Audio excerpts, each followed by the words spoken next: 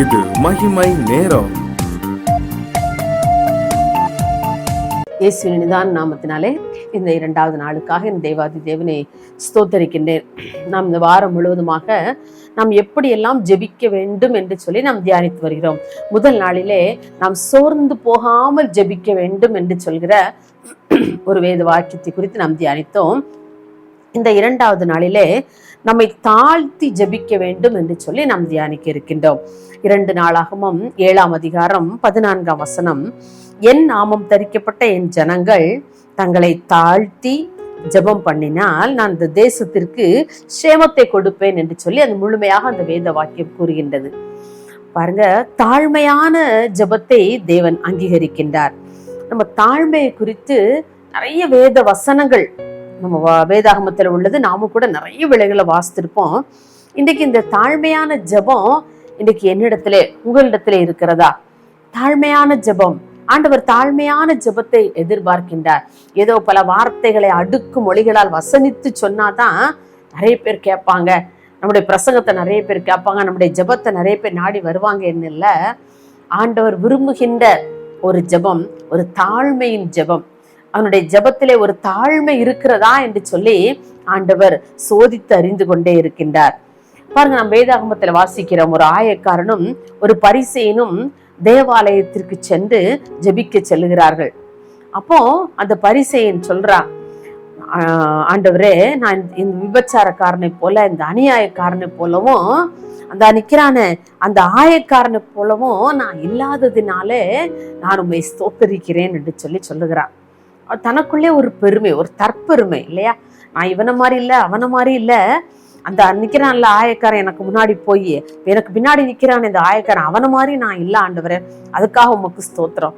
நம்ம கூட நிறைய வேளையில அப்படி ஜெபம் பண்ணிருக்கிறோம்ல, ஆண்டவரே அவனை மாதிரி நான் இல்லப்பா, எனக்கு நீங்க கொடுத்த நிறைய ஆசீர்வாதத்துக்காக ஸ்தோத்திரம், இவ்வளவு மாதிரி நான் இல்லை, எனக்கு நீங்க நல்ல ஞானத்தை தந்திருக்கீங்க, அதுக்காக உமக்கு ஸ்தோத்திரம். அப்படி நிறைய வேளைகள் நம்முடைய ஜெபத்திலே நாம் பெருமை பாராட்டி ஜெபித்திருக்கிறோம் இந்த பரிசேயனை போல. ஆனால் அந்த ஆயக்காரனை பாருங்க, தூரத்துல நிக்கிறான், தன்னுடைய கண்களை கூட வானத்துக்கு நேரம் அவனுக்கு ஏறெடுக்க துணியவே இல்லை. ஆண்டவரே, பாவியாகிய என் மேல் கிருபையாயிரும் என்று சொல்லி தன்னை தாழ்த்தி ஆண்டவரிடத்திலே ஜெபிக்கிறான். எவ்வளவு ஒரு தாழ்மை இல்ல, எவ்வளவு ஒரு தாழ்மையான ஒரு ஜெபம் பாருங்க. ஆண்டவர் இப்படிப்பட்ட தாழ்மையான ஜெபத்தின் மேல் மிகவும் பிரியமா இருக்கின்றார். இன்னும் நம்ம பார்த்தோம்னு சொன்னா, ஆண்டவரை சிலுவையில் அறையும் போது இயேசுவினுடைய இரு பக்கத்துல 2 கள்ளர்கள் என்ன செஞ்சிட்டாங்க, அரைஞ்சு வச்சிருந்தாங்க. இப்ப 2மே கள்ளர்கள் தான். அதுல ஒருத்தி சொல்றான், நீ கிறிஸ்துவானால் நீ சிலுவையிலிருந்து இறங்கி வா, இறங்கி வந்து உன்னையும் ரட்சித்துக்க எங்களையும் நீ ரட்சித்துக்கொள், எங்க இருவரையும் ரட்சித்துக்கொள் அப்படின்னு சொல்லி ரொம்ப மேட்டிமையா பேசுறான். நீ ரொம்ப கிறிஸ்துவா இருந்தா உன்னை எதுக்கு இப்படி சிலுவையில் அரைஞ்சிருப்பாங்க?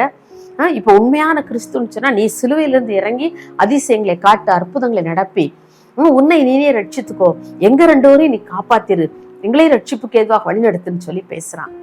பாருங்க அவனுடைய பேச்சை பாருங்க. ஆனா அதே சமயத்துல அடுத்த பக்கத்துல உள்ள ஒரு கள்ளன் சொல்றான், அவனும் திருடன் தான். அவன் சொல்றான், என்ன சொல்றான், ஆண்டவரே நீ நம்முடைய ராஜ்யத்தில் வரும்போது அடியேனை நினைத்தருளும் என்று சொல்கிறான். எவ்வளவு ஒரு தாழ்மை! அப்ப ஆண்டவருக்கென்று ஒரு ராஜ்யம் உண்டு என்கிறதை அவன் அறிந்திருக்கிறான். அவர் மீண்டும் வருவார் என்கிறதையும் அந்த கள்ளன் அறிந்து வைத்திருக்கிறான்.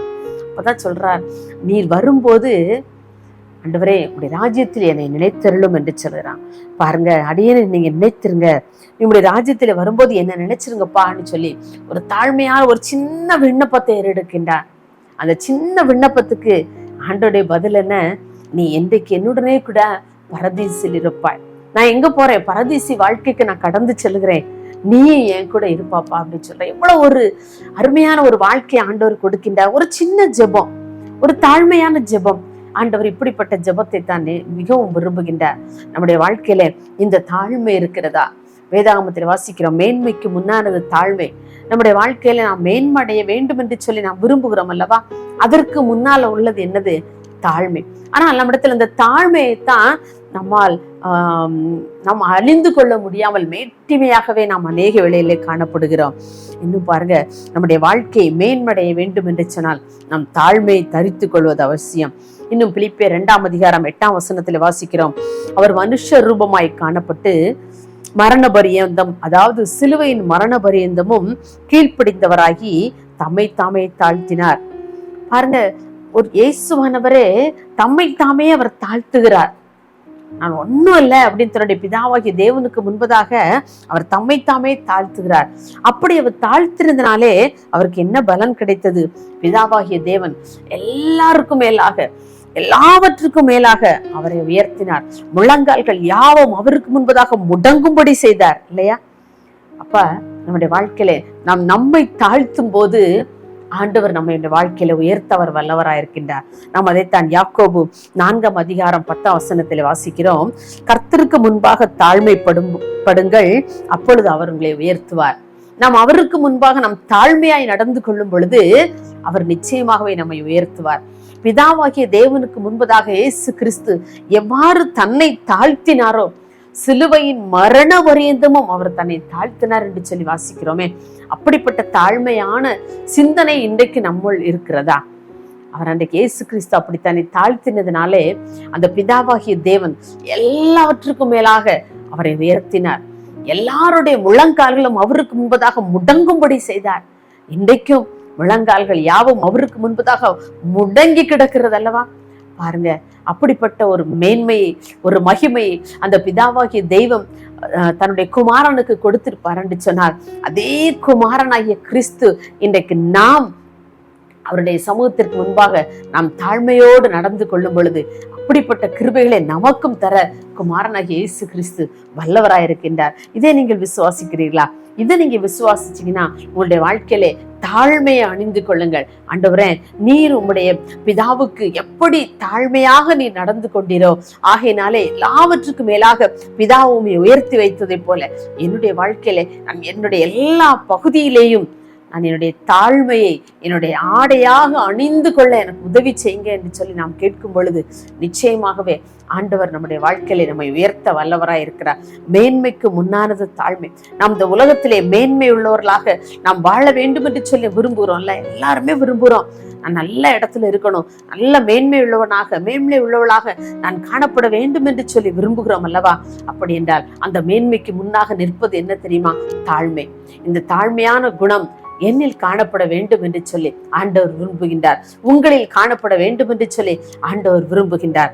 ஆகவே நாம் நம்மை தாழ்த்தி நாம் அவருடைய சமூகத்தில் ஜெபிக்கும் பொழுது ஆண்டவர் நம்மை உயர்த்த வல்லவராய் இருக்கிறார். மகா இரக்கம் கிருபை நிறைந்த அன்புலே சாமி, இந்த அருமையான நல்ல 2ஆம் நாளின் காலை வேளைக்காகவும் ஸ்தோத்திரிக்கிறப்பா. ஆண்டவரை, முதல் நாளிலே நாங்கள் சோர்ந்து போகாமல் ஜெபிக்க வேண்டும் என்று கற்றுக் கொடுத்தீங்கப்பா.